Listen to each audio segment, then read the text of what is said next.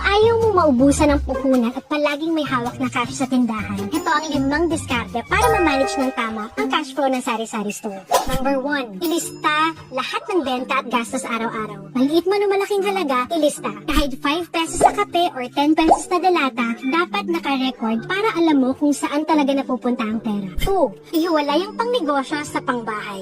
Dapat hindi nakahalo sa gastos sa tindahan. Number 3, magtabi ng pang-emergency. Magtago kahit maliit na halaga kada linggo. Para kapag may bigla ang gastos o na-delay ang supplier, hindi ka mawawala ng puhunan. Bumili lang ng stocks ayon sa kailangan. Huwag basta-basta bumili ng kung ano-ano. Bilhin lang yung talagang mabenta sa tindahan mo. At panghuli, i-review ang cash flow kada linggo. Every week, review mo ang benta, gastos at naiwan na cash. Malaking tulong yan para maayos ang plano para sa susunod na linggo.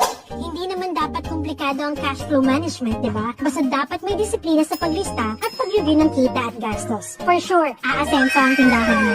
Ikaw, paano mo minamanage ang cash flow ng sari-sari store mo? I-share nyo naman sa comments at i-like and share nyo na rin ang video na to para sabay-sabay tayo sa paglagawa ng negosyo.